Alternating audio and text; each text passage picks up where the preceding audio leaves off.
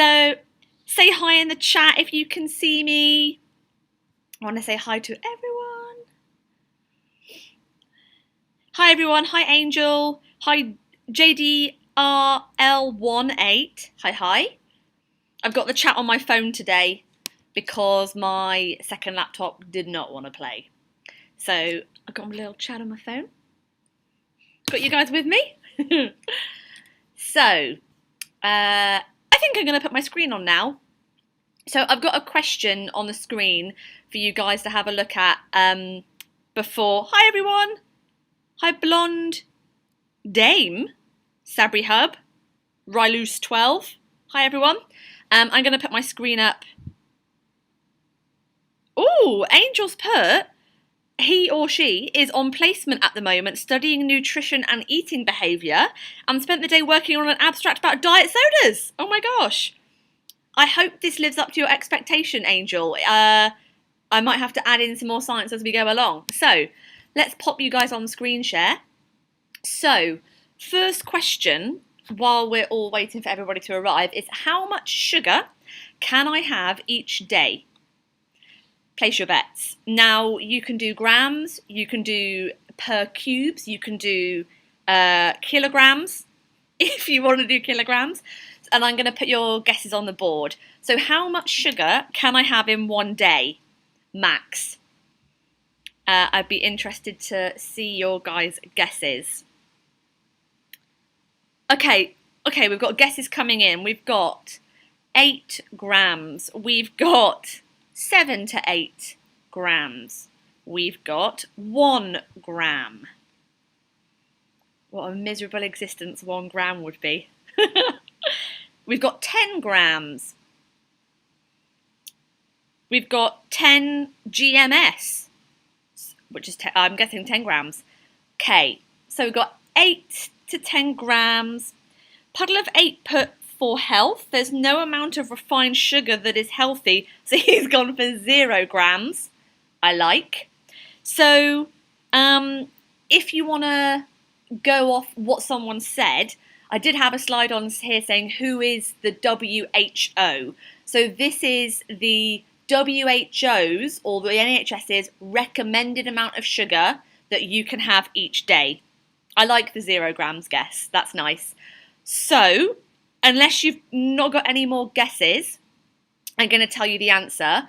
So the WHO, or if you look on the NHS website, recommends that an adult can have 7 cubes, put my laser pointer on, 7 cubes or 30 grams of free sugar, which is added sugar to your food a day. So 30 grams you can have. Now, I tried to find some common household objects that weighed, Paul's put that is so much. It's actually nothing, Paul, when you look at how much sugar is actually in food. And I 100% go over my sugar allowance every day, I think, because I'm a piglet. So these are some common household objects that weigh 1 gram. So apparently a paperclip weighs a gram, a birthday candle weighs a gram, a single raisin weighs a gram, and a pen cap weighs 1 gram. So if you had 30 raisins in your hand or 30 paperclips in your hand, that's like the weightiness for how much sugar you can have a day, okay? So if you think 30 grams is a lot, I'd like to play a guessing game with you.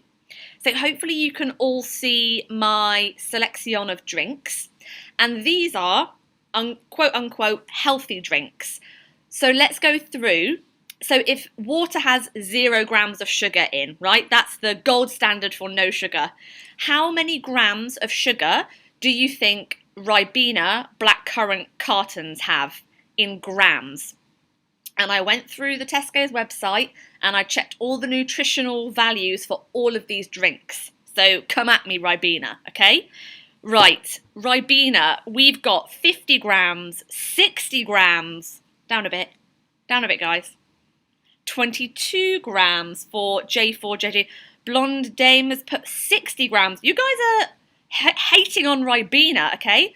So Ribena is now 10 grams, okay? 10. So it's not too bad. Now remember, You're only allowed 30 grams of sugar a day. So if you have 1 carton of Ribena and then like a bowl of cereal, remember all the normal food you eat during the day, like toast, beans, cereal, your dinner, your lunch. So you can see how quickly this sugar is starting to add up. So what about innocent smoothies? Innocent smoothies are such health. Angels put how many mils are these? So this is 10 grams in a carton. And now I'm going to give you this per 100 mils. So for innocent smoothies, I would like grams per 100 mils, because this innocent smoothie, this one is actually one of those big 500 ml bottles. And I would chug one of those in one go, like over the course of a day. So innocent smoothies, grams per 100 mils. And bearing in mind, this is a 500 ml serving, so a big bottle that I'm going to drink like all morning. 70? 56 grams. Angels put 5 grams. Oh, Angels put 10. Angel, you are right. So innocent smoothie has 10 grams of sugar per 100 mils. And if I drink this whole 500 ml bottle, I've just consumed 50 grams of sugar. So therefore, I cannot consume any more food all day, if I'm being good. Like if I chug half of this in the morning, that's it. I'm done for sugar for the day, pretty much. And what about Capri Sun? 1 squeezy carton of Capri Sun. Angels put that's the same as a regular Coke. You are correct. So innocent smooth. If I drank half this whole thing of innocent smooth, that's the same as a can of Coke. So let's go on to Capri Sun in the whole squeezy pouch. Capri Sun. Someone out there's put 50 grams of sugar. I guess not so innocent. Capri Sun. Carton of Capri Sun. We've got 20, 30. Hating on Capri Sun.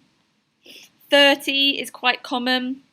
Paul's put, if you eat more veg, does it buy you more sugar credits? No, is the answer. You can't swap them out. I'm going to tell you, so Capri Sun is 16 grams, okay? So not too bad. Innocent smoothie, shame on you. Right, so, and these were health drinks. So now let's quickly go over, we've just got 3 bad drinks. Coca-Cola. How much sugar in 1 can of Coca-Cola? I think Angel almost got this right.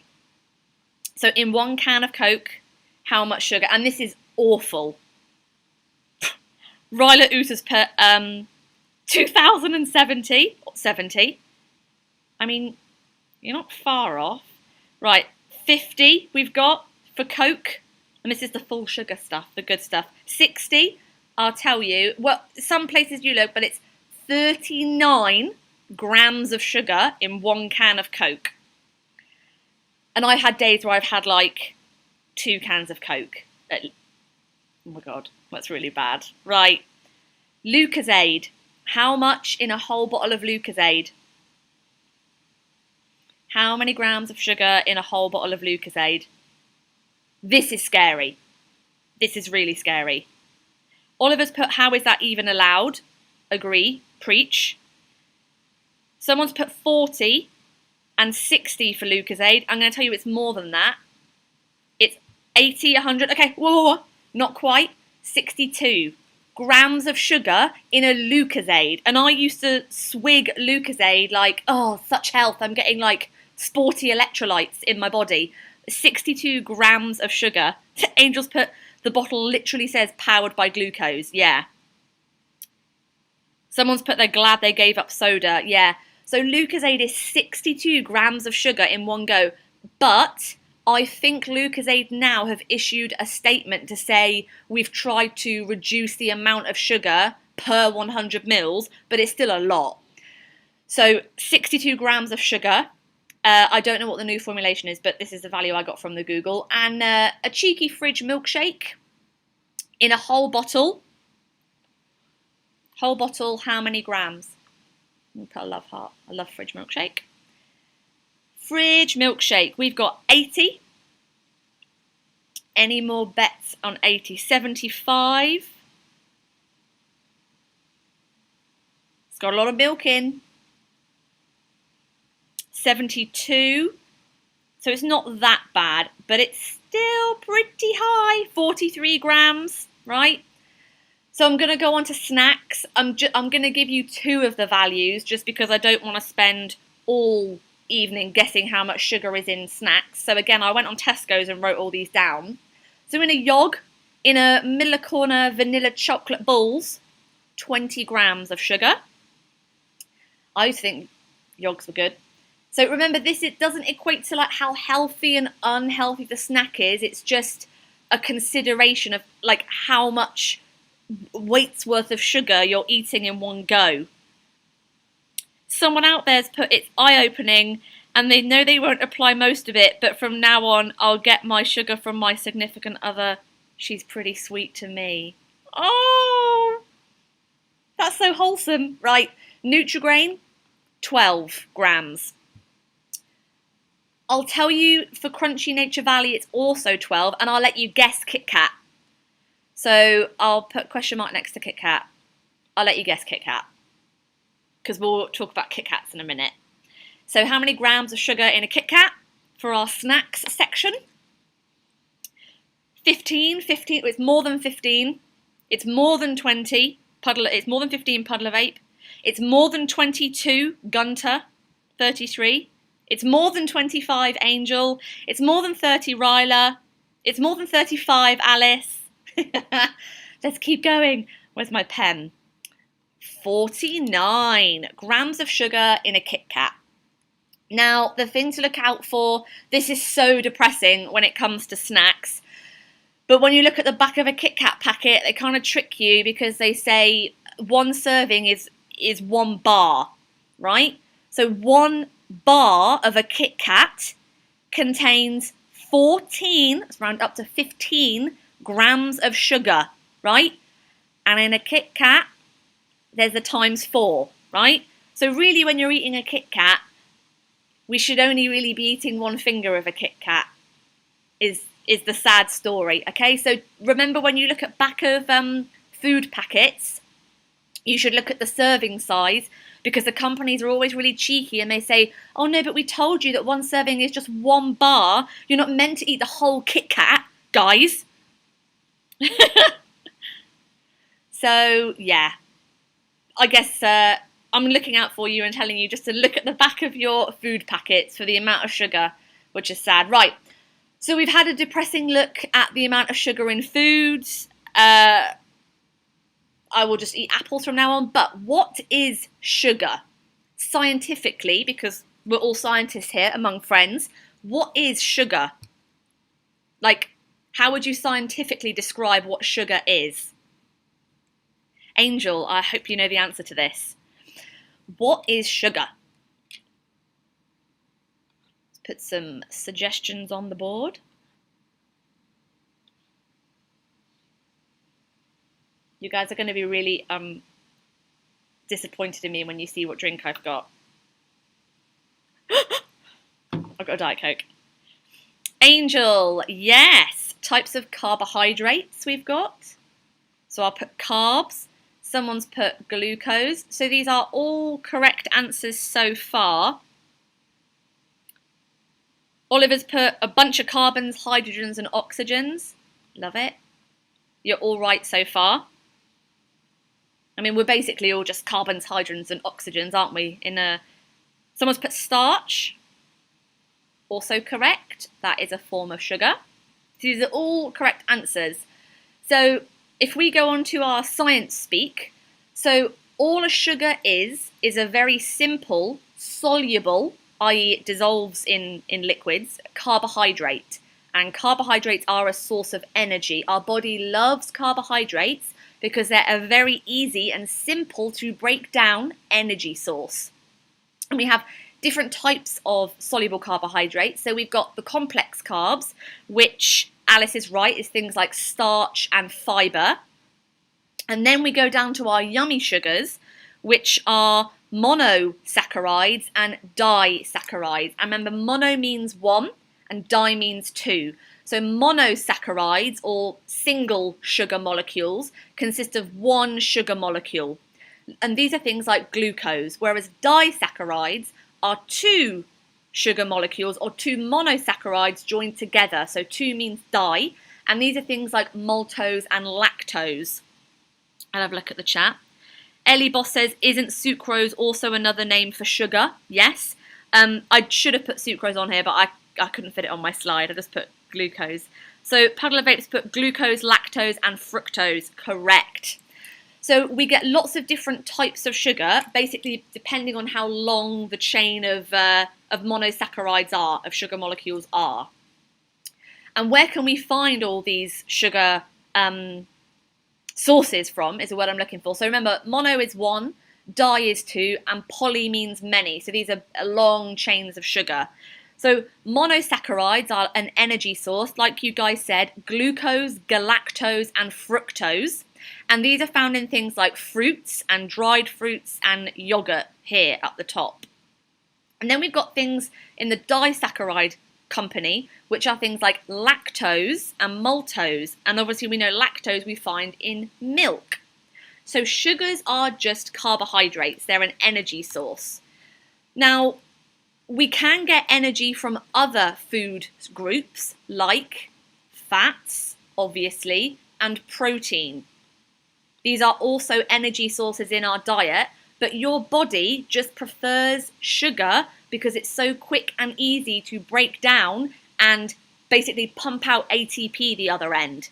Okay, it's more costly, energy costly, to break down fats and proteins when I'm trying to get energy out. Which leads me on to, why do we need sugar? Right? This bad boy. ATP. What is ATP, guys? From GCSE biology, what is ATP? And this is the whole reason we need sugar. This is the sole purpose. Not because it tastes delicious, but we need it for ATP production. What is ATP? Hit me up in the chat. And also this leads me on to, who is this? I'll give you the acronym. The cell. Angels put, can't remember what it stands for. So Oliver's put, it's the magic energy currency. Yes, so ATP, everything in your body costs ATP. It costs me ATP to stay alive. It costs me ATP to breathe. It costs me ATP to have my cells alive and working. So ATP is required for all most bodily processes, right? Oliver's put adenosine triphosphate. Correct, ATP. And when we get glucose, we basically need to break it down into smaller molecules so that we can fit it into this boy, which is the powerhouse of the cell, which is the mitochondria. I'll just put mito. Powerhouse of the cell, mitochondria. Yeah, Angel's got it right. So the whole point of having sugar is we break it down into smaller subunits via glycolysis. So here we've got glucose, gets broken down to pyruvate. This generates ATP.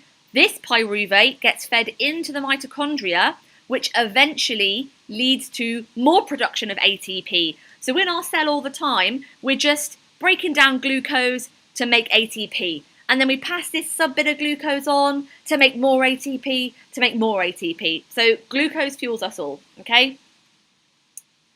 Now, bit of anatomy for you. So I've labelled the only parts of your digestive system. We're going to go through them. So what is number one? Because we need to introduce a nice organ here that we're going to talk about. So what is number one on the diagram of my man with no skin? What is number one? Esophagus. Yes, correct. Esophagus. What is number two? Esophagus. Number two, liver, correct. Number three. Oh, Alice has put gallbladder. I hope that's not your gallbladder. Number three, stomach, correct. Right, now we're going to do the weird circle, the one that I've circled in red as number four. So the weird red circled one in number four that sits underneath your liver, correct everyone, is the gallbladder. And you can live without your gallbladder. You don't need it. Alice thought gallbladder was too. I'd be really worried if your gallbladder looked that enormous. Number 5, this boy with the green looking like veins and capillaries on him. The pancreas. Correct. Number 6. Number 6, the green bit. Large intestine. How do we know it's large? Because it connects to the poops. Large intestine, which makes number 7, the small intestine. Correct. Small intestine. Alice couldn't even see number 4 on the slide. Sorry. I'll make them bigger next time. Right, so these are the major components of the digestive system. And the guy we want to focus on today is the pancreas. Okay? Now, your pancreas sits here next to your gallbladder and just above, like just before we start getting into the stomach. So we're pre-stomach right now. Now, what 2 molecules does your pancreas secrete? So what 2 molecules have you heard of that your pancreas secretes? I don't care if you know what cell it's secreted from. Someone's put insulin, okay? So I'm going to put insulin here. And there's another one that your pancreas secretes.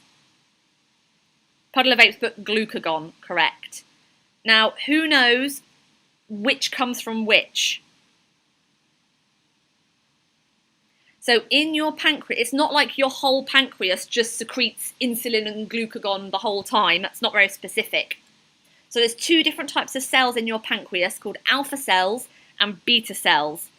Angel, insulin does come from the pancreas, but it comes from a specific cell type in the pancreas.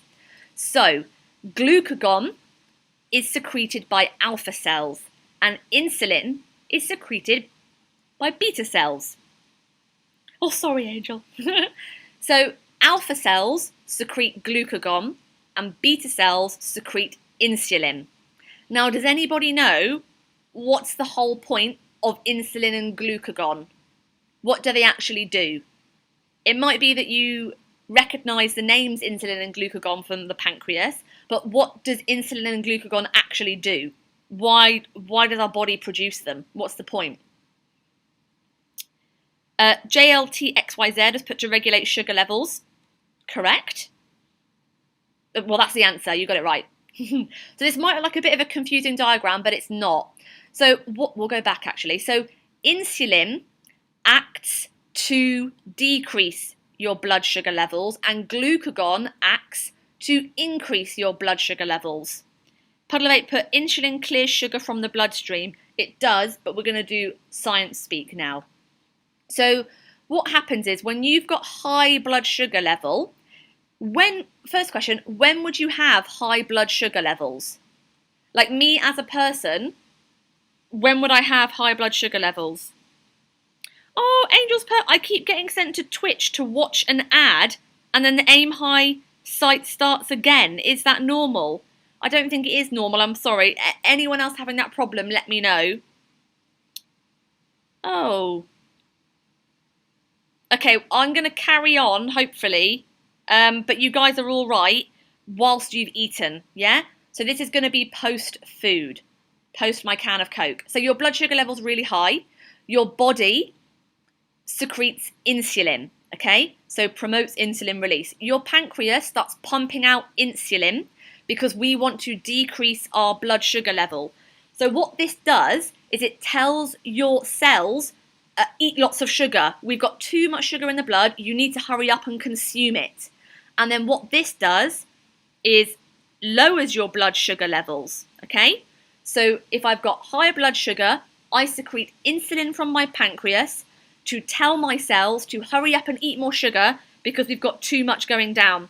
Thank you, Aim High Tech Support on the chat. This is a problem with Twitch and it should start again afterwards, but if you watch it directly on Twitch, it should be okay. And you won't miss anything. Cool. Thanks, guys. So insulin tells your body, you've got too much sugar, you need to hurry up and eat it. Now, it's the opposite with glucose not eaten for 12 hours because I've been in the lab slaving away. Your pancreas secretes glucagon. Now, your glucagon travels to the liver, which is where you store your glucose in the form of glycogen. And what glucagon does is it tells your liver, yo, I need to use up my stores of glucose. Can you please give me some? So your liver converts glycogen back to glucose, which then goes back into your body and raises your blood sugar levels. And this is, such a sophisticated feedback loop. Cool. I'm glad you've got it sorted, Angel. So, your pancreas controls your blood sugar levels, right? In conjunction with your liver, which stores your glucose. Now, what is this person doing? Put some arrows on there. What is this person doing? I've done this myself. It doesn't hurt, I promise. So what is this person doing, or what is this person measuring? Angel's put testing their blood sugars. Yes. Someone's put sugar test, blood glucose monitor, testing glucose blood in the blood. Yes. So this is blood glucose, and this is the finger prick test. So your blood gets soaked up this little bit of paper on a special stick. Yes. Now, when we talk about blood sugar levels, it's not, we need like a concentration to work with. So if you guys just look at this value, these values here. So this is what you should all be, okay? A normal person, before you've had a meal, your blood sugar level should be around 4 to 6 millimole per litre. This is the standard unit of measurement we use to measure your blood sugar, okay? If after you've had a meal, obviously your blood sugar is going to go up because you've digested a meal, we've got sugar in our blood, and it should go up to about 7.8 millimoles per litre, okay? So these are normal blood sugar levels. I'm not even going to tell you what my mum's was the other day because my mum recently got diagnosed with something. Diabetes. Now, what is diabetes? I want you guys to tell me all the facts you know about diabetes. What is diabetes? So my mum recently got diagnosed with diabetes and her blood sugar level was 20 millimole per litre. And I was like, Mum, I'm surprised you weren't in a diabetic coma. So now my mum got diabetes. Blonde's put, there are 2 types. JLT's put the pancreas doesn't produce insulin. We're all talking about different things now. Angel's put can't process sugar. Process sugar. Alice has put too much or too little insulin. So I'll just put up and down insulin. Okay. So I will give all you guys like half a mark. Okay, because you're all on the right track.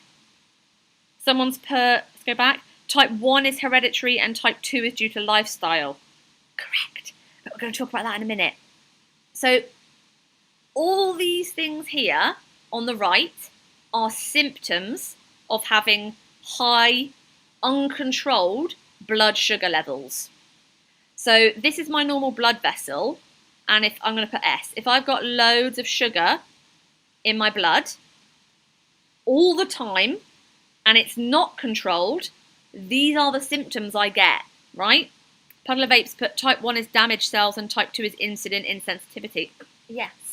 So if you've got uncontrolled blood sugar levels high all the time, you're going to be really thirsty, you're going to be weeing a lot, you're going to be hungry, tired, you're also going to have blurred vision, okay? And really slow healing wounds, which is really worrying. So we're now talking about type 2 diabetes, and we'll talk about that in a second. So if I've got lots of sugar in my blood, what's your pancreas going to do? Secrete insulin. Let me put the chart, insulin.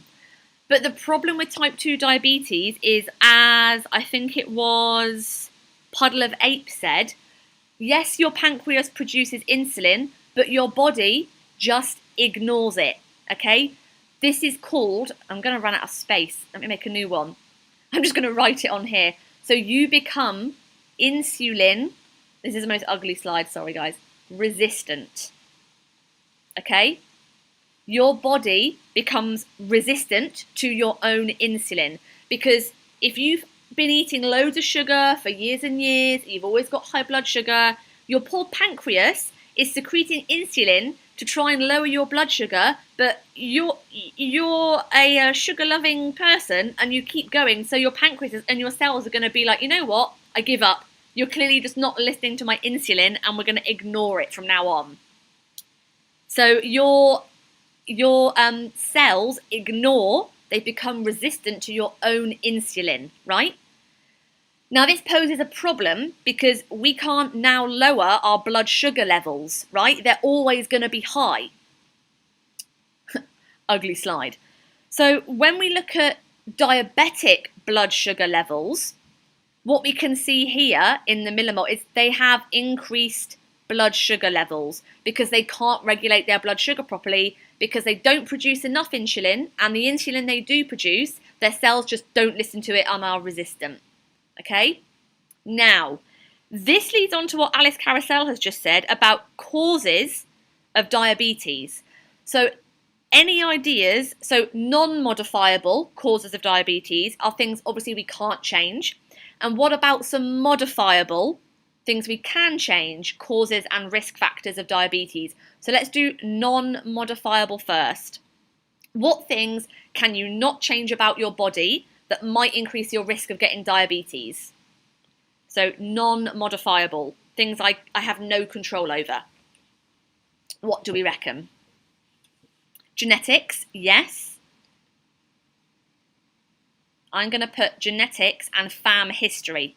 So if type 2 diabetes runs in your family, you are at more risk of getting type 2 diabetes. So my mum and my maternal grandma both have type 2 diabetes. So this means that when I'm like, but I'm going to say late 30s, early 40s, I'm probably going to go to the doctors and get a diabetes check because I'm at higher risk. Someone out there's put genetics, DNA. Ellie Boss has put age, yes. So as you get older, you're more likely to get diabetes.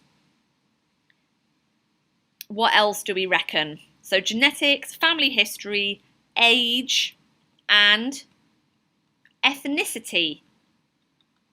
So some ethnic groups and populations are just more likely to develop type 2 diabetes. Like South Asian ethnicities are more likely to get type 2 diabetes. Now, what about modifiable risk factors? What are the things we can change that causes type 2 diabetes? And it's not just sugar, remember? So it's not like if you eat loads of sugar all the time, you're gonna get diabetes. That's not how it works. Yeah, you guys are lit on the chat. Diet, exercise, and weight and obesity. Yeah, so this is like the holy trinity of type 2 diabetes, right? If you eat lots of sugar, it increases your risk of being overweight, which increases your risk of diabetes. So I would say I do eat quite a lot of sugar. Like I have a really bad sweet tooth, but I do a lot of exercise and I am of a healthy BMI. And sometimes when people say, why'd you go to the gym, Hannah? I'm like, oh, it's just so I can eat more sugar, okay? So it's, you know, it's not just eat loads of sugar, you will get diabetes. It's about your weight, exercise, your lifestyle, central weight as well. So how much fat you hold around your abdomen, not just your arms and legs, but around your abdomen is a risk factor for diabetes. Now, is there a cure for diabetes? I'm going to put that up here. Is there a cure for type 2 diabetes? Someone out there's put, let's be honest, the only reason anyone works out is to eat guilt-free. Yeah, I think that describes my attitude to working out, so I can eat more cake, really. So is there a cure for type 2 diabetes? Someone's put, depends how far you've gone. Puddle of Ape says yes. Puddle of Ape, care to elaborate? Angel's put, usually diet and exercise can reverse it. Interesting. Not cure, but it's controllable, yeah. So it's a mix of what Angel and someone out there said. So type 2 diabetes is a lifelong condition, right? Once your body becomes resistant to your insulin, it's very hard to make your body listen to your insulin again. So you are basically managing your diabetes for the rest of your life. In some cases, someone's diabetes can go into remission, right? But that's if you're really strict with your diet and your exercise and your medicine. So there are three main ways to treat diabetes. Has anybody heard of metformin or knows what metformin does? So this is the first type of treatment for type 2 diabetes, things like metformin. Yeah, Puddle of Apes put, there have been trials that feed people nothing but raw plant foods to diabetics and their symptoms dry up in a month or two. And you see similar papers with things like keto diets, where people have had dramatic weight loss and they've put their diabetes into remission. But there is no such thing as like universal nutrition advice because everybody is different and different diets work for different people.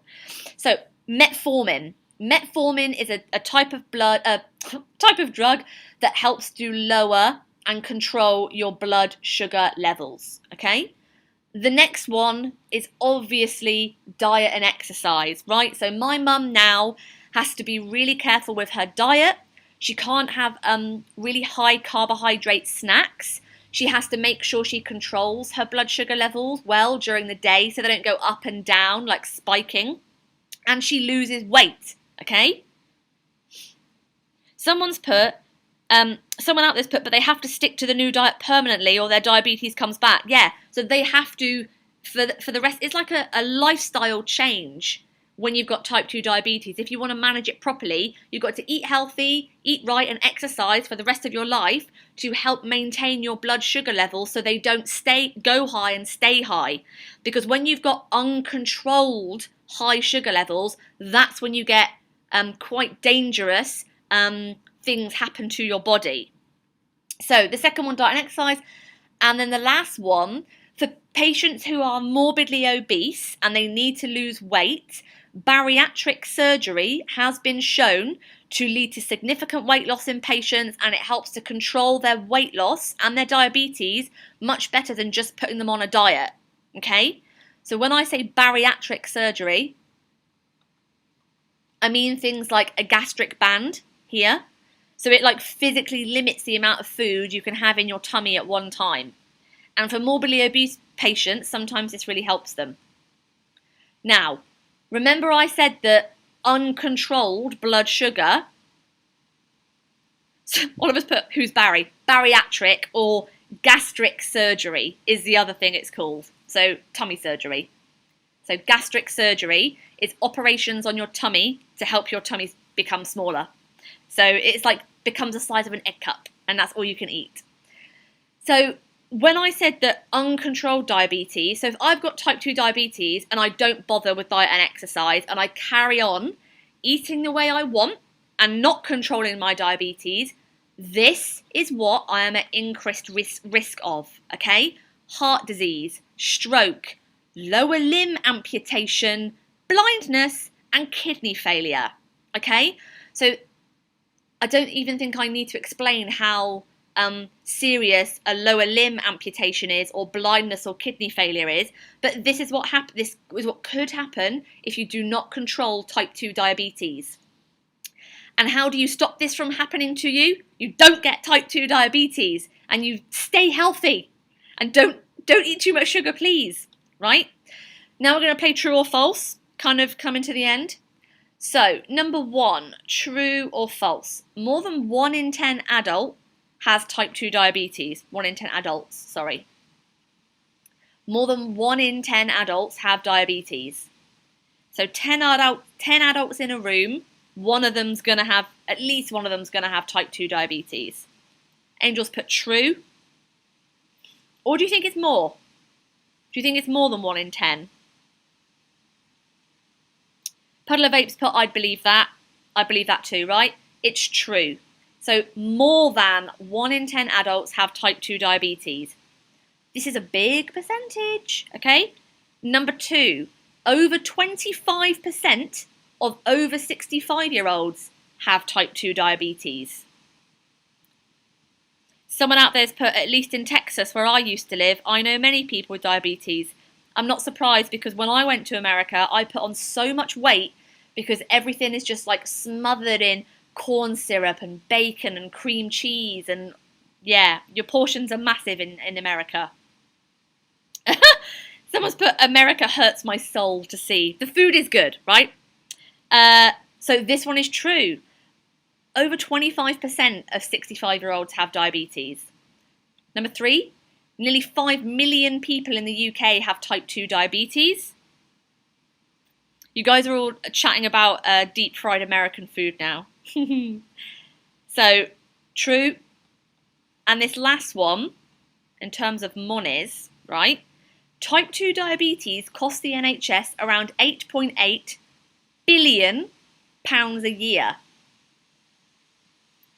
Ellie Boss has put, that's if they are even diagnosed, which is a really good point. Like, you could have type 2 diabetes and just not know it and not want to go to the doctors, right? I couldn't find any false facts, guys, okay? They're all true. £8.8 billion a year. And we've just explained that you can prevent or stay off diabetes just by diet and exercise and good healthy lifestyle choices, okay? Last slide, because we've been going for 4, yes, last slide. Now, some of you mentioned at the chat at the start about type 1 diabetes. Now, there are 2 other types of diabetes that are not caused by poor diet and exercise and lifestyle kind of choices. So there are 3 more types of diabetes, and JLTXYZ has put type 1, yes. So I'm going to put him above my poorly pancreas. Type 1 diabetes has nothing to do with diet and exercise, okay? Nothing to do with it. So you are born with a poorly pancreas. Your pancreatic cells just do not produce insulin. They are damaged and they don't secrete insulin.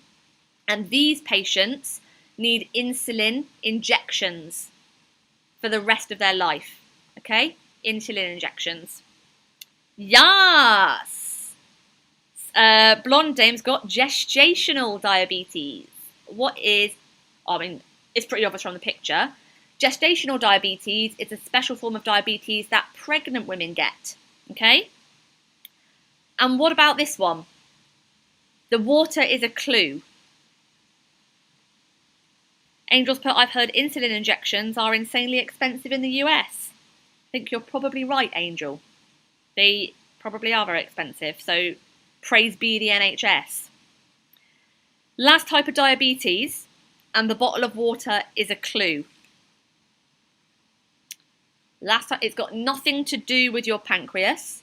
It's got nothing to do with diet. This is a really weird one. I think it's pretty cool, actually, as well. So, it is... Japan Maples put hydro diabetes. I like that. Diabetes insipidus, right? And this is where you basically, the thirst center in your brain does not function properly. So you basically cannot tell that you're not thirsty anymore. So you are always thirsty and you are guzzling water and you are producing like 20 litres of urine a day. I think that was a stat I read. So diabetes insipidus is where your brain can't regulate your thirst. So you are just always thirsty and consuming like tons and tons and tons of water. Okay? Which I think is cool but weird. So these are the other 3 types of diabetes, which have got nothing to do with diet, but are also called diabetes. Okay? So that brings me to the conclusion. Angel's put, that sounds annoying. Probably is very annoying for those people. Hopefully you've learned a bit more about, number 1, how much sugar is in stuff, which I know is really depressing. And that for you to not get type 2 diabetes, just make sure you do a bit of exercise, everything in moderation. And we've learned about glucagon and insulin and how your body regulates your blood sugar. So yes, we do have another lesson straight after at 7 p.m. I didn't even realise the date. So Matt is up next at 7, so I'll wrap up now. And then I'm going to come and watch this one, probably just to see pictures of pretty kittens with tufts of fur on their ears, because lynx, look at the size of their paws. Oh my god. Such lovely paws. Okay. No worries, guys. I never know how, like, in-depth sciencey to make them, because I know some of you might be like 12 years old and some of you might be like 17 years old. So try and get a bit of balance between a bit of science and a bit of fun facts. I'm going to go back to my diet Coke with no sugar, and I'm going to go back to the lab and do some experiments, I think. Let me put you back on the camera. I'm going to go do some experiments. No worries, guys. Thank you for your thanks. I am going to do another session probably end of February, and I'm not going to ruin the surprise, but it's an aim high duo. So I guess I will see you guys soon. I'm going to press stop stream now. Cool. See you guys later. Goodbye.